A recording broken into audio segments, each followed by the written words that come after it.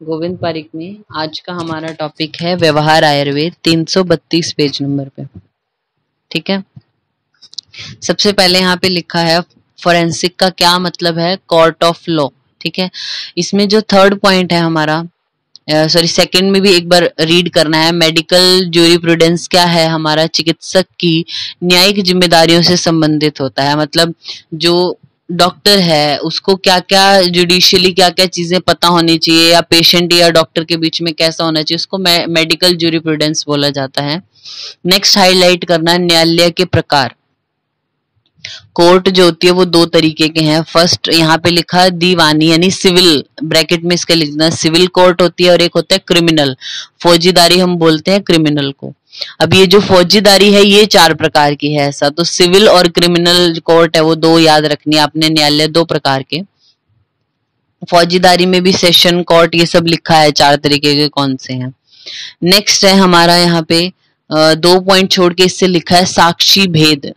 साक्षी की ब्रैकेट में लिखना जो विटनेस होता है। विटनेस 3 तरीके के होते हैं। सामान्य मतलब जनरल जो विटनेस है वो, एक्सपर्ट विटनेस होता है, और प्रतिकूल यानी हॉस्टाइल साक्षी जिसको हम बोलते हैं। साक्षी के भेद 3 होते हैं, हाईलाइट करना है इसको। सामान्य साक्षी इसके ऊपर लिखना जनरल। विशेषज्ञ होता है एक्सपर्ट जो विटनेस है हमारा, और प्रतिकूल साक्षी हम बोलते हैं हॉस्टाइल विटनेस को।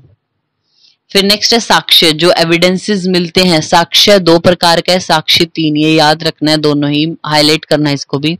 एक तो होता है मौखिक और एक होता है दस्तावेजी, मीन्स वर्बल या फिर डॉक्यूमेंट्री। मौखिक का मतलब है वर्बल, दस्तावेजी मीन्स डॉक्यूमेंट्री, अगर एविडेंस आप लोग चाहते हो तो वो। फिर है हमारा मृत्युकालिक घोषणा, डाइंग डिक्लेरेशन जिसको बोलते हैं। वो क्या है, मृत्यु के समय पे की जाने वाली घोषणा। इसमें दंडाधिकारी का उपस्थित होना अनिवार्य नहीं है। ठीक है, डाइंग डिक्लेरेशन देते हैं, जैसे कोई पेशेंट है वो मरने वाला है, किसी भी चीज से रिलेटेड कोई भी है, मतलब अगर वो मरने वाला है उस टाइम पे जो वो लास्ट टाइम पे अपने बारे में जो भी बोल रहा है उसको डाइंग डिक्लेरेशन बोलते हैं। इसमें जो दंड अधिकारी है, मीन्स जो पुलिस वाले हैं या जो को हमारा लॉयर है, इन सबका होना अनिवार्य नहीं होता। फिर नेक्स्ट है मृत्युकालिक अभिसाक्ष्य, डाइंग डिपोजिशन जिसको हम बोलते हैं। इसके नीचे लिख लेना आप डाइंग डिपोजिशन। इसमें क्या होता है, मृत्यु के समय पे कोई ना कोई दंड अधिकारी जो हो वहां पे होना चाहिए, फिर उसी को डाइंग डिपोजिशन माना जाता है। नेक्स्ट है हमारा विभिन्न उद्देश्य हेतु न्यूनतम आयु, ऐसे करके लिखा। तो आईपीसी के अनुसार 7 वर्ष से कम आयु का बालक अपराध करने में असक्षम माना गया है। फिर उसके बाद एक पॉइंट छोड़ के लिखा शल्य कर्म हेतु अगर किसी को अनुमति की आयु है 12 वर्ष, वो बोला है। फिर 16 ईयर तक का जो अपराधी है वो किशोर न्यायालय में रखा जाएगा। विवाह हेतु यहाँ पे बोला पुरुष की जो एज है वो 21 है और स्त्री की 18 वर्ष है। नेक्स्ट उसके बाद है हमारा सबसे लास्ट पॉइंट देखना इस पेज पे, गर्भ के 210 दिन पूर्ण हो जाने के पश्चात का गर्भपात जो है वो शिशु हत्या की श्रेणी में आता है। मतलब 210 दिन के बाद अगर गर्भपात हो जाता है तो यानी करा देते हैं तो वो शिशु हत्या की श्रेणी में आएगा। नेक्स्ट है हमारा 333 पेज नंबर पे सेकंड पॉइंट, मृत्यु के 2 स्तर होते हैं। जो डेथ होती है वो 2 लेवल पे होती है, सिस्टमिक डेथ होना या क्लिनिकल डेथ जिसको बोलते हैं, दूसरी होती है मॉलिक्यूलर या सेलुलर लेवल पे। फिर है हमारा अंग प्रत्यारोपण हेतु समय अवधि, मीन्स ट्रांसप्लांटेशन जो हम करते हैं वो कितने टाइम में। यकृत हेतु जो वो 15 मिनट्स, मतलब डेथ अभी हुई है तभी 15 मिनट्स के अंदर अंदर उसका जो यकृत है, लीवर है, वो अगर आप निकाल सकते हो, उसको ट्रांसप्लांट कर सकते हो तो कर देना चाहिए। वृक्क हेतु 45 मिनट्स बोला और हृदय के लिए 60 मिनट बोले हैं यहाँ पे। ठीक है, नेक्स्ट मृत्यु के प्रकार हाईलाइट करना। प्रकार 3 वो स्तर था, यानी कौन कौन से लेवल पे डेथ होती है। 2 लेवल पे होती है, क्लिनिकल और मॉलिक्यूलर डेथ। मृत्यु जो होती है वो 3 प्रकार से, सिनकोप के द्वारा, एस्फेक्सिया के द्वारा या फिर कोमा के द्वारा। ठीक है, मतलब क्या हुआ, कोमा यानी हमारा ब्रेन है वो इन्वॉल्वमेंट है, तो कोमा के से भी होती है जिसमें ब्रेन इन्वॉल्वमेंट है वो डेथ। दूसरा जिसमें लंग्स इन्वॉल्व है एस्फेक्सिया। तीसरा जिसमें हार्ट इन्वॉल्व है वो सिनकोप हमारा। ठीक है, नेक्स्ट है एस्फेक्सिया के मृत्यु में फुफ्फुस आवरण के नीचे नील लांछन मतलब टार्डियस स्पॉट मिलते हैं, हाईलाइट करना है इसको। एस्फेक्सिया से अगर किसी की डेथ हुई है तो उसमें टार्डियस स्पॉट्स मिलेंगे। कोमा में अगर डेथ होती है, कोमा से अगर किसी की डेथ है तो हृदय का जो दक्षिण भाग है वो रक्त से पूर्ण होगा और वाम भाग जो होगा वो एम्प्टी मिलता है। लेफ्ट साइड एम्प्टी और राइट साइड में ब्लड भरा होता है हार्ट में। सिनकोप से अगर किसी की डेथ होती है तो हृदय के दोनों भाग रक्त से पूर्ण मिलते हैं, ऐसा बोला गया। सिनकोप में सॉरी क्या है, हार्ट ने काम करना बंद कर दिया ना, तो हार्ट में तो ब्लड रहेगा ही क्योंकि उसने पूरी बॉडी में वो पंप ही नहीं कर पाया। नेक्स्ट है फिर मृत्यु के चिन्ह। ऐसा तो एक होते हैं हमारे तत्कालिक, मतलब जो एकदम सडन तभी के तभी आते हैं, ठीक है, तो जिसको आप बोलोगे कि ये डेड हो गया, वो तत्कालिक चिन्हों को देख के पता चलता है। फिर कुछ टाइम बाद वो आते हैं, कुछ उनको बोलते हैं हम जो प्रारंभिक चिन्ह है। फिर कुछ टाइम बाद आएंगे तो विलंबित चिन्ह उनको बोला जाता है। तो तत्कालिक में क्या, जैसे संवेदनशीलता का नाश होना, अगर किसी की डेथ हो गई है तो ये तो आपको पता ही है ना, सांस नहीं ले रहा होगा वो, उसमें सर्कुलेशन नहीं चल रहा होगा, और जो भी आप उसको टच कर रहे हो, कुछ बोल रहे हो, उसको कोई सेंसेशन नहीं है उस चीज का, ये तो नॉर्मल है। फिर उसके बाद प्रारंभिक चिन्ह। प्रारंभिक में क्या है, मृत्यु के 12 से 14 घंटे में जो व्यक्त होने वाले हैं वो, तो इसमें नेत्र, त्वचा, तापमान, पेशियों में परिवर्तन और कैडेवरिक लिविडिटी को हाईलाइट करना। जो शुरू के साइन है प्रारंभिक चिन्हों में हमारा आता है कैडेवर लिविडिटी, हाईलाइट किया आपने ये। फिर उसके बाद है विलंबित चिन्ह करके लिखा, तो मृत्यु के 24 आवर्स के बाद जो उत्पन्न होते हैं, तो ये क्या है, पुट्रिफिकेशन हाईलाइट करना है इसमें। पिट्रिफिकेशन है, ममिफिकेशन है या सेपोनिफिकेशन है, ये सब क्या होगा 24 आवर्स के बाद आने वाले साइंस हैं। नेक्स्ट है हमारा, इसके बाद 3-4 पॉइंट छोड़ के लिखा है, देखना, सॉरी 2 पॉइंट के बाद लिखा, जैसे जब डेथ होती है तो जो मसल्स हैं, आपने देखा होगा कोई जिसकी डेथ हो गई है उसको कुछ टाइम बाद, जैसे 12 से 24 घंटे के बाद, या ऐसे जो मसल्स हैं, वो राइगर मोर्टिस वाली जो स्टेज आती है, उसमें मसल्स में क्या क्या चेंजेस आते हैं उस टाइम में वो हमें पता होना चाहिए। तो पहले प्राइमरी रिलैक्सेशन होता है, रिलैक्स होती है मसल। फिर कैडेवरिक रिजिडिटी जिसको हम बोलते हैं राइगर मोर्टिस, वो आता है। फिर सेकेंडरी रिलैक्सेशन होता है। तो प्राइमरी रिलैक्सेशन है, उसमें सेलुलर डेथ नहीं हुई होती अभी पेशेंट की, मतलब सिस्टमिकली या क्लिनिकली वो डेड होगा, लेकिन हर सेल डेड हो गई ऐसा नहीं होता। तो प्राइमरी रिलैक्सेशन जब होता है तो सेलुलर डेथ नहीं हुई होती। सेकेंडरी रिलैक्सेशन में जो है वो डेथ हो चुकी होती है सेलुलर लेवल की। फिर कैडेवरिक रिजिडिटी या राइगर मोर्टिस जिसको हम बोलते हैं, वो 1-2 घंटे के बाद शुरू हो जाता है।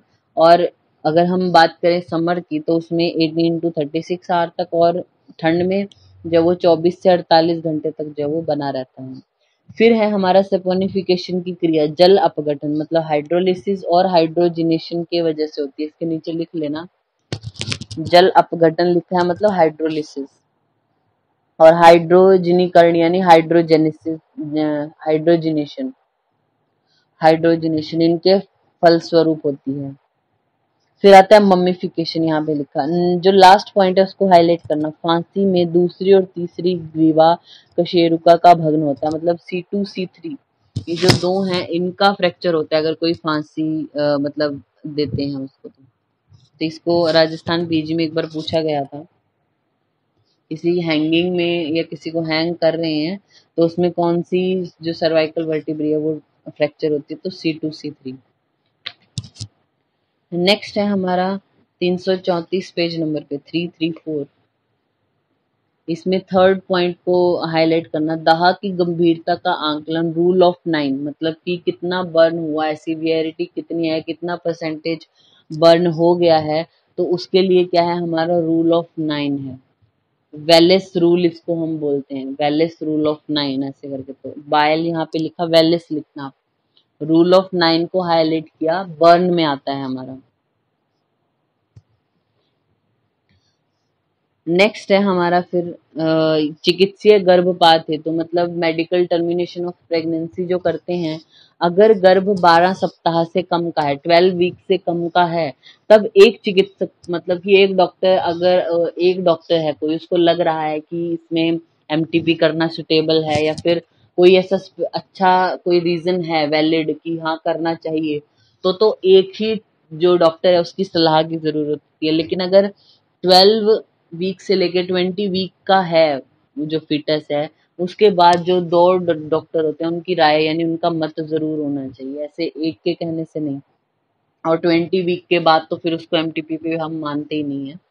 नेक्स्ट 2 पॉइंट छोड़ के लिखा है यहाँ पे, डेक्टाइलोग्राफी हाईलाइट करना, फिंगरप्रिंट की जो स्टडी है उसको बोलते हैं। डेक्टाइलोग्राफी किसको बोलते हैं? Study of fingerprint. देन आता है हमारा पोरोस्कोपी। पोरोस्कोपी क्या होता है? डेक्टाइलोग्राफी के अंतर्गत फिंगरप्रिंट्स में स्थित जो छिद्र, आपको पता है हमारे जो हाथ हैं इनमें स्पोर्स हैं छोटे छोटे, तो उन स्पोर्स की जो स्टडी है उसको पोरोस्कोपी बोलते हैं, और फिंगरप्रिंट की जो स्टडी है उसको डेक्टाइलोग्राफी आपने हाईलाइट किया। नेक्स्ट है हमारा सिफेलिक इंडेक्स हाईलाइट करना। सिफेलिक इंडेक्स का प्रयोग व्यक्ति की प्रजाति, मतलब रेस, कौन सी रेस का है जो डेड, कई बार ऐसा होता है बॉम्ब ब्लास्ट हुआ, कोई ऐसी कोई स्कल आपको कोई मिला डेड है, मतलब बहुत टाइम बाद कुछ ऐसे कर रहे थे, या किसी भी हो जाती है ना, कहीं डेथ हो जाती है, बहुत टाइम बाद पता चलता है कि वो पर्सन डेड है, और फिर कहीं से मिला उसकी जो बॉडी है, तो वहां पे क्या है, अगर स्कल आपके पास है तो आप उसका उसकी रेस को भी पता कर सकते हो सिफेलिक इंडेक्स के द्वारा। सिफेलिक इंडेक्स हम कैसे निकालते हैं, आप यहाँ पे लिखना, cephalic index is equal to skull की जो मैक्सिमम जो चौड़ाई है डिवाइड बाय स्कल की जो मैक्सिमम लंबाई है, इन दोनों को अगर हम मतलब ऐसे डिवाइड करते हैं तो सिफेलिक इंडेक्स निकलता है। आप लिख लेना, स्कल की मैक्सिमम चौड़ाई डिवाइड बाय स्कल की मैक्सिमम लंबाई, उससे सिफेलिक इंडेक्स निकलता है। Next is एंथोपोमेट्री। एंथोपोमेट्री या फिर बर्टिलेंस सिस्टम क्या है? ये व्यक्ति की पहचान के लिए आता है, हाईलाइट करना है इसको। नेक्स्ट है हमारा मेडिको लीगली इंजरी, जो है वो 3 तरीके की होती है, सिंपल इंजरी, ग्रेवियस इंजरी और डेंजरस। सिंपल इंजरी क्या है? Which heals rapidly without living any scars. जैसे कि सिंपल इंजरी हुई किसी को, आप कोई लड़ रहे थे कोई ऐसे, तो उसको इंजरी उसके अगर मेडिको लीगली हम देखें तो 3 तरीके के। सिंपल में क्या होगा, उसको चोट तो लगी है लेकिन वो ऐसे हील हो जाएगा, कोई स्कार नहीं रहेगा लास्ट में, जैसे ब्रूशेज या एबरेशंस होते हैं। फिर आती है grievous injury, means leave permanent scar और deformity of any organ including fracture और डिसलोकेशन, ठीक है, उसको हम क्या बोलते हैं? Grievous injury. नेक्स्ट है डेंजरस। डेंजरस मतलब जो फेटल है, कंपाउंड फ्रैक्चर हो गया अगर स्कल का, वुंड है आर्टरीज, मतलब ऐसा वुंड बना कि आर्टरीज बर्स्ट हो गई उसकी, या कोई इंटरनल ऑर्गन है वो रप्चर हो गया, तो वो डेंजरस में आता है। ग्रेवियस में क्या है कि हील हो जाएगा लेकिन परमानेंट स्कार या फिर परमानेंट कोई डिफॉर्मिटी रहेगी, वो हमारा ग्रेवियस इंजरी में आता है। Normal thickness of hymen highlight करना 1 mm। नॉर्मल थिकनेस जो है हाइमन की वो होता है हमारा 1 mm। नेक्स्ट हाईलाइट करना still birth, delivery of a dead baby after 28 week of intrauterine life, highlight करना। 28 वीक ऑफ इंट्रायूट्राइन लाइफ के बाद अगर बेबी जो है वो डेड डिलीवर होता है तो उसको स्टिल बर्थ बोलते हैं। Next is phossy jaw is find in, इसको हाईलाइट करना, phossy jaw is find in chronic phosphorus poisoning, chronic phosphorus poisoning. फिर यहाँ पे कुछ धाराएं दी गई हैं आईपीसी की, कुछ कोड्स के थ्रू क्या है, तो आईपीसी 193, तो इसका है शपथ भंग, हाईलाइट करना, शपथ भंग। परज्यूरी आप लिखना ब्रैकेट में, PERGURY, परज्यूरी, उसके लिए धारा है हमारी आईपीसी 193। नेक्स्ट है हमारा आईपीसी 309, क्या है? आत्महत्या का प्रयास, means attempt to commit suicide, उसके लिए है हमारी 309। फिर है आईपीसी की 375 हाईलाइट करना, जिसमें जो है वो बलात्कार की परिभाषा एंड डेफिनेशन ऑफ रेप जिसमें बताया है वो 375 है, हाईलाइट किया इसको। एक तो आपने शपथ भंग यानी प्रीजुरी वाली हाईलाइट किया, फिर ये डेफिनेशन ऑफ रेप वाला 375 को हाईलाइट किया। फिर नेक्स्ट 335 पेज नंबर पे है हमारा आईपीसी 511, सेकंड है जो अटेम्प्ट टू रेप, 511 वाली जो आईपीसी 511 अटेम्प्ट टू रेप का। फिर उसके बाद है यहाँ पे आईपीसी 377, देखना 2 पॉइंट छोड़ के लिखा है, IPC 377 उसको जस्ट अंडरलाइन करना, अप्राकृत जो यौन अपराध है उसकी। और फिर 497 में जार कर्म या पर स्त्री गमन। उसके बाद ही यहाँ पे लिखा है IPC की, ये इतनी ज्यादा पूछी नहीं जाती और ना ज्यादा याद आपको रहेंगी। इनमें जो सबसे लास्ट IPC है ना 302, इसको हाईलाइट करना। IPC 302 शिशु वध हेतु या मानव वध के लिए भी आती है, ये मर्डर के लिए जो आता है ना वो 302 हाईलाइट किया आपने। फिर है हमारा देखना, यहाँ पे लिखा बाल अधिनियम 1960 में जा जाओ, उसमें 16 की एज से कम वाला जो बालक है वो किसी भी फैक्ट्री, कोई भी मतलब ऐसी जगह पे काम नहीं कर सकता, ऐसा बोला है। 3-4 पॉइंट छोड़ के लिखा है बाल विवाह अधिनियम, हाईलाइट करना कौन सी ईयर में है, 1978। बाल विवाह अधिनियम 1978। फिर यहाँ पे आप लिखना IPC 361, इस पेज पे लिखना, ऊपर लिख लो या फिर बॉटम में। IPC 361 ये क्या है, किडनैपिंग के लिए, किडनैपिंग 361 है किडनैपिंग। फिर लिखना 372, IPC 372 selling a girl for prostitution, selling a girl for prostitution, उसके लिए IPC 372 के तहत जो भी कार्रवाई की जाती है वो 372 के अकॉर्डिंग है ऐसा। फिर लिखना डाउरी डेथ, डाउरी डेथ के लिए 304B, 304B for dowry death. तो ये परज्यूरी वाली जो है definition of rape, dowry death वाली जो है, और अटेम्प्ट टू रेप, ये थोड़ा ध्यान रखना है आपने 3-4 जो बताई हैं। नेक्स्ट है हमारा 336 पेज नंबर पे, 336 पे यहाँ पे देखना आप सेक्शन 191 देखना, ऊपर से 6th पॉइंट है शायद, हाँ 6th पॉइंट है, सेक्शन 191 झूठा साक्ष्य देने हेतु, मतलब फॉल्स एविडेंस प्रोवाइड पेश करने के लिए जो है वो सेक्शन 191 के तहत जो सजा दी जाती है उसको। फिर है हमारा उसके बाद 302 यहाँ पे लिखा है पर हत्या के मामले में सजा, मतलब पनिशमेंट, मर्डर के लिए जो पनिशमेंट है वो 302 में। 306 हाईलाइट करना, आत्महत्या के लिए प्रेरित करना, किसी को सुसाइड के लिए जो है वो प्रेरित कर रहे हो, पॉक करना जैसे हम बोलते हैं। या 307 में है पर हत्या का प्रयत्न करना, मतलब अटेम्प्ट टू मर्डर के लिए है 307, मर्डर हुआ नहीं है, अटेम्प्ट टू मर्डर के लिए 307 है, वैसे मर्डर के लिए 302 है। फिर उसके बाद है हमारा यहाँ पे लिखा 2 पॉइंट छोड़ के IPC 320 हाईलाइट किया आपने, IPC 320 इसलिए क्या बताते हैं, डिफाइंस द ग्रेवियस इंजरी। और 304B यहाँ पे लिखा डाउरी डेथ, आपने हाईलाइट किया डाउरी डेथ। नेक्स्ट फिर यहाँ पे एक पॉइंट छोड़ के ये जो तंबाकू निषेध अधिनियम करके लिखा है ना, ये पॉइंट छोड़ के नेक्स्ट देखना, जब दो वस्तुएं एक दूसरे के संपर्क में आती है तो एक वस्तु से दूसरी वस्तु में निश्चित रूप में ऊर्जा का ट्रांसफर होता है।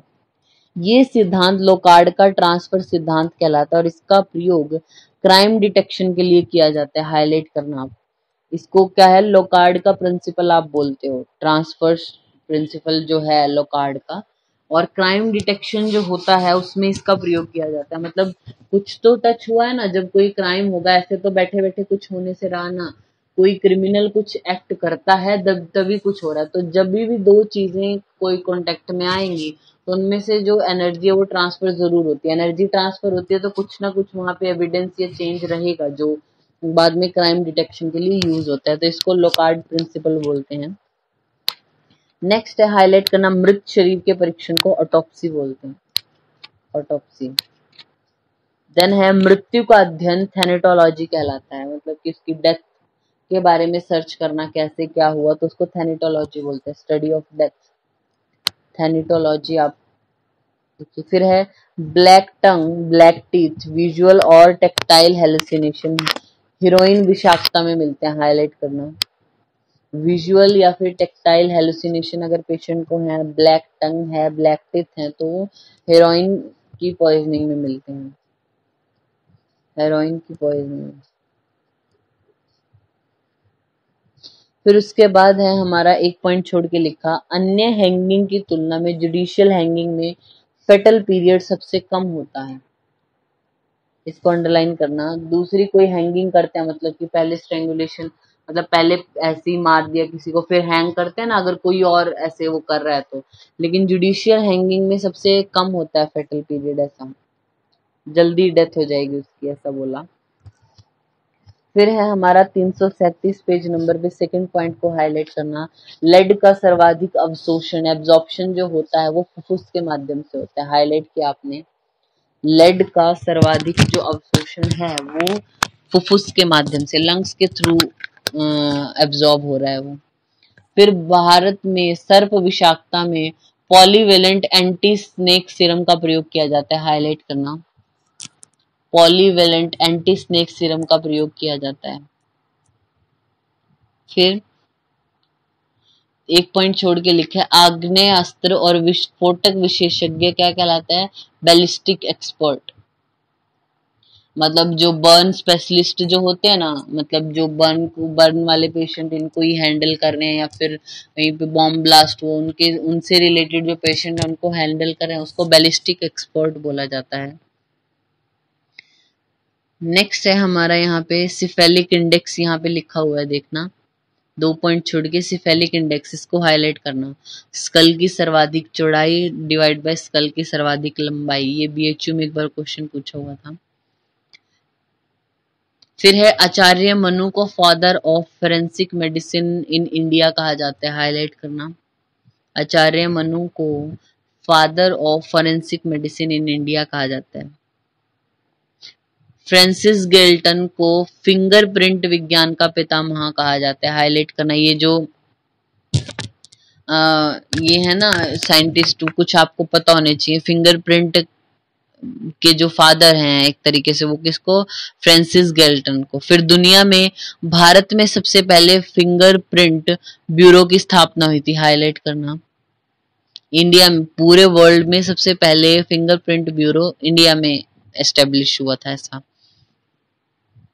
फिर है हमारा 12 वर्ष से छोटे बच्चे को कोर्ट में शपथ लेने की आवश्यकता नहीं होती। क्या होता है, जैसे आपको भी पता है ना, कोई कोई एविडेंस अगर हम देते हैं या विटनेस कोई भी होता है तो उसको शपथ दिलाई जाती है पहले, कि वो जो बोलेगी ऐसे हम सच ही बोलेंगे, सच के सिवा कुछ नहीं, ऐसा करके बोलते हैं ना। तो 12 ईयर से अगर कोई कम है तो उसको शपथ नहीं दिलाई जाती है, ऐसा कि वो तो बच्चे होते हैं ना, तो जैसा उनके मन में वो वैसे ही बोल देते हैं, ऐसा मानते हैं। फिर है हमारा पुरुष कंकाल का औसतन जो वजन है, जो एवरेज वेट होता है, वो होता है 4.5 kg। हाईलाइट करना, और स्त्री कंकाल का जो होता है वो 2.5 kg। हाईलाइट करना है इसको, दोनों को, मेल और फीमेल दोनों का याद रखना है आपको। फिर है बालों का चिकित्सा विधिक अध्ययन क्या कहलाता है? ट्राइकोलॉजी। हेयर्स की जो स्टडी है वो ट्राइकोलॉजी कहलाती है। हाईलाइट किया आपने इसको।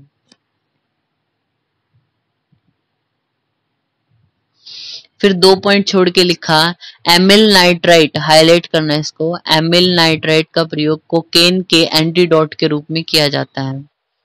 फिर उसके बाद अगर कुचला के बीज को बिना चबाए निगल लिया जाए तो विषाक्तता के लक्षण नहीं आते। जब आप चबा के खाते हो तब वो उसमें पॉइजनिंग वाले लक्षण आते हैं, ठीक है। नेक्स्ट है कुचला का प्रयोग एरो पॉइजन के रूप में किया जाता है। हाईलाइट करना है इसको, एरो पॉइजन भी बोलते हैं हम कुचला को, ये हमने डीजी में पढ़ा था। नेक्स्ट है हमारा सबसे लास्ट पॉइंट है जो उसको हाईलाइट करना, परिसंचरण, श्वसन और मस्तिष्क की क्रियाएं तीनों मिलकर ट्राइपॉड ऑफ लाइफ कहलाते हैं। हाईलाइट किया, पूछ भी सकते हैं what are the tripods of life. एक तो ब्रेन की जो भी काम है, एक हम सांस ले रहे हैं वो जरूरी है, और ब्लड सर्कुलेशन जरूरी है, तो इन तीनों को ही क्या ट्राइपॉड ऑफ लाइफ कहा जाता है। फिर आप पेज के बॉटम पर लिखना, contraindication of gastric lavage. Gastric lavage की कॉन्ट्राइंडिकेशन लिखना, first is corrosive poison, corrosive poison कौन है? हमारे जो एसिड या एल्कली की जो पॉइजनिंग होती है ना, जैसे एसिड किसी ने अगर पी लिया है या एल्कली बहुत स्ट्रॉन्ग, बहुत हाई कंसंट्रेटेड जो है, तो ऐसी कंडीशन में उसको गैस्ट्रिक लेवेज नहीं देते हैं। ठीक है, नेक्स्ट इज 338 पे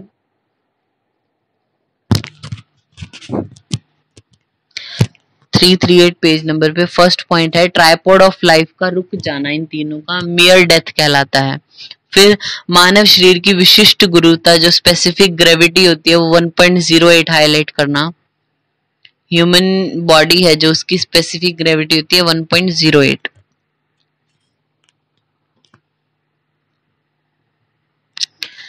नेक्स्ट 2 पॉइंट छोड़ के लिखा है गला घोटना मतलब थ्रॉटनिंग, किसी को गला दबा के अगर कोई मारता है तो उसमें क्या होगा, जो हायोइड बोन है उसका फ्रैक्चर होता है, इसको अंडरलाइन करना, हायोइड बोन का फ्रैक्चर। फिर आप देखना बॉटम से फिफ्थ पॉइंट जो है 338 पेज नंबर से बॉटम पे फिफ्थ पॉइंट, मृत्यु के लगभग 12 से 24 घंटे के पश्चात मृत शरीर का तापक्रम वातावरण के तापक्रम के बराबर हो जाता है, हाईलाइट करना है इसको। मृत्यु के 12 से 24 घंटे के बाद जो एक्सटर्नल जो बाहर के इन्वायरमेंट का टेम्परेचर है वही हमारी बॉडी का हो जाता है। नॉर्मली तो हमारी बॉडी मेंटेन करके रखती है, बाहर कई बार क्या होता है बहुत ज्यादा ठंड है लेकिन हमारा टेम्परेचर ऐसा तो नहीं है ना कि ठंड के हिसाब से उतना कम हो जाता है, गर्मी के हिसाब से उतना ज्यादा, ऐसा नहीं होता, बॉडी मेंटेन करके रखती है। लेकिन आफ्टर डेथ 12 to 24 आवर्स के बीच में जो वो टेम्परेचर बाहर के अकॉर्डिंग हो जाता है, जैसा बाहर का टेम्परेचर रहेगा वैसा ही ऐसा हो जाता है। नेक्स्ट है हमारा लास्ट पॉइंट है इसमें नील यानी कॉन्ट्यूजन में नीले रंग का कारण डीऑक्सीजनेटेड या डीऑक्सी हीमोग्लोबिन हाईलाइट करना, डीऑक्सी हीमोग्लोबिन होता है। फिर है हमारा 339 पेज पे फर्स्ट पॉइंट को हाईलाइट करना, कुचला विषाक्तता में राइगर मॉर्टिस जल्दी और आर्सेनिक विषाक्तता में देरी से आता है, हाईलाइट किया आपने। राइगर मॉर्टिस में मतलब पूरी बॉडी रिजिड हो रही है ना, मतलब रिजिडिटी जैसा आ रहा है, तो क्या होगा कुचला की विषाक्तता में वो जल्दी आता है, अर्ली आएगा, क्योंकि वो वैसे उसमें ओपिस्थोटोनस ये सब हमने बताया ना, जैसे कि टेटनस में जो होता है वैसा ही कुचला में की विषाक्तता में होगा। तो कुचला की विषाक्तता में राइगर मॉर्टिस जल्दी आता है, आर्सेनिक की विषाक्तता में देरी से आता है नॉर्मल टाइम से। और पुरुषों में प्रोस्टेट ग्रंथि में सबसे अंत में, स्त्री में गर्भाशय के में सबसे अंत में पूती भवन यानी जो मम्मी ये जो प्यूट्रिफिकेशन है वो लास्ट में शुरू होता है सबसे, मेल में प्रोस्टेट ग्लैंड में और स्त्री है जो उसमें यूट्रस में, हाईलाइट किया आपने। और इसी तरीके से अगर बर्न की बात करें तो पुरुषों के अंतरंग है जो उसमें प्रोस्टेट ग्रंथि जो है उसमें सबसे देर से जलती है, ऐसा बोला। 5 पॉइंट छोड़ के यहाँ पे लिखा अगर मानव त्वचा का तापमान 25 से 14 डिग्री फ़ारेनहाइट तक गिर जाए तो ऐसी स्थिति में जो है वो फ्रॉस्ट बाइट जो है वो हो सकता है। अगर इतना टेम्परेचर कम हो जाता है तब फ्रॉस्ट बाइट वाली कंडीशन होती है। एक पॉइंट छोड़ के लिखा लूप की तरह के फिंगरप्रिंट बहुतायत में मिलते हैं और कंपोजिटी वाले फिंगरप्रिंट जो है वो मिनिमम मिलते हैं। फिंगरप्रिंट की जो स्टडी है जैसे उसमें बताया जो लूप टाइप है वो मैक्सिमम मिलता है, कंपोजिट टाइप का कम मिलता है सबसे। और डीएनए फिंगरप्रिंटिंग में न्यूक्लियर डीएनए के क्रम का अध्ययन किया जाता है। नेक्स्ट कुष्ठ रोग है जो यानी लेप्रेसी में जो फिंगरप्रिंट होते हैं वो नष्ट हो जाते हैं, खत्म हो जाते हैं, ऐसा। 3 पॉइंट छोड़ने के बाद यहाँ पे लिखा सिफेलिक इंडेक्स का प्रयोग कपाल अस्थियों के माध्यम से उसकी रेस का पता लगाने के लिए किया जाता है। नेक्स्ट निग्रो प्रजाति के जो लोग हैं, हाईलाइट करना इनको, निग्रो प्रजाति के जो लोग होते हैं उनका मैक्सिमम सिफेलिक इंडेक्स मिलेगा। ठीक है, नेक्स्ट 339 पेज पे ही लास्ट पॉइंट जो लिखा है इसको अंडरलाइन करना जस्ट। सुपर इम्पोजिशन जो एक टेक्निक है उसके द्वारा जो कपाल अस्थियों का एक्सरे है, मतलब हेड का जो एक्सरे होगा उसके हेल्प से, अगर आपके पास हेड स्कल मिली है कोई उसका एक्सरे तो हो जाएगा ना, तो सुपर इम्पोजिशन की हेल्प से क्या होता है उसके आप चेहरे की भी पहचान कर सकते हो। कई बार होता है ना कि आपको कोई, आपने देखा होगा ऐसा भी टेक्निक्स हैं कि कल आपको मिला तो एड कई बार नहीं पता चलता कि ये किस पेशेंट का होगा, कैसा कैसा दिखता होगा, तो सुपर इम्पोजिशन इस टेक्निक से उसके चेहरे का लमसम आइडिया लगाया जा सकता है। ठीक है, ऐसा बताया। नेक्स्ट 340 पेज नंबर पे आना। इसमें हमारा 6th पॉइंट जो लिखा है, जहर खुरानी के लिए प्राय धतूरे का प्रयोग किया जाता है। नेक्स्ट, पारद विषाक्तता के लक्षण। मर्क्यूरी पॉइजनिंग में क्या होगा? नेत्रों में एंटीरियर लेंस कैप्सूल में परिवर्तन होने लग जाते हैं, फिर ट्रेमर आना, एर्थीजियम, मसूड़ों पर बैंगनी वर्ण की लाइन का बन जाना, इसको हाईलाइट करना। नेक्स्ट है शेकिंग पाल्सी, हाईलाइट किया आपने। शेकिंग पाल्सी और जो गम्स है उन पे जो है वो बैंगनी कलर की लाइन का बन जाना, ये हाईलाइट किया। तो फिर नाग विषाक्तता में यहाँ पे बोला, लेड पॉइजनिंग में रिस्ट ड्रॉप या फुट ड्रॉप, अनार्तवा या बंध्यता, मसूड़ोपन, बार्टोलियन लाइन हाईलाइट करना। बार्टोलियन लाइन ये बन जाना गम्स पे। नेक्स्ट है स्त्री नपुंसकता को फ्रिजिडिटी कहते हैं, हाईलाइट किया। स्त्री नपुंसकता को फ्रिजिडिटी बोला गया है। लास्ट 341 पेज नंबर पे फर्स्ट पॉइंट को हाईलाइट करना। क्रॉनिक आर्सेनिक विषाक्तता में बालों का वर्ण गोल्डन हो जाता है, ऐसा बोला। तो मृत्यु के बाद बालों का अध्ययन करने से भी पता चलाया जा सकता है कि आर्सेनिक की पॉइजनिंग है या नहीं। देन आर्सेनिक की विषाक्तता के लिए मैक्वेन टेस्ट जिसको बोलते हैं, फिर मार्श टेस्ट किया जाता है, हाईलाइट किया आपने ये। आर्सेनिक की पॉइजनिंग है उसको जानने के लिए मैक्वेन या फिर मार्श टेस्ट भी बोलते हैं, लिखना MARSH, मार्श टेस्ट किया जाता है। 3 पॉइंट छोड़ के यहाँ पे लिखा, क्रॉनिक फास्फोरस पॉइजनिंग में फॉजी जॉ मिलता है, हाईलाइट करना। फॉस्फोरस में फॉजी जॉ, इतना। और सबसे बॉटम से एक पॉइंट है, इंडियन ल्यूनेसी एक्ट बना था 1912 में।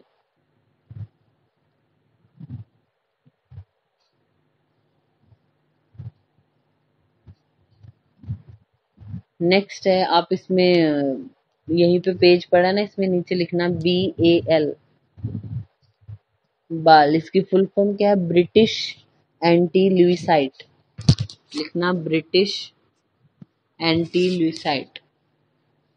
ये क्या है? हमारा मोस्टली बहुत सारी ड्रग्स है जिनकी पॉइजनिंग से में जो है एंटीडोट के फॉर्म में दिया जाता है, बाल। ब्रिटिश एंटी लुइसाइट किसका एंटीडोट है ये लिखना, कुछ example. Arsenic, copper, mercury, thallium या एंटीमनी, मीन्स हैवी मेटल्स हैं जो उनकी पॉइजनिंग में ये एंटीडोट की तरह दिया जाता है। फिर लिखना EDTA हमारा लेड की, कॉपर या फिर मर्क्यूरी की पॉइजनिंग में। लेड, कॉपर या फिर मर्क्यूरी पॉइजनिंग। फिर लिखना एमाइल नाइट्रेट कोकेन का एंटीडोट है। Amyl nitrate is a antidote of cocaine. Next लिखना हाइड्रेटेड फेरिक ऑक्साइड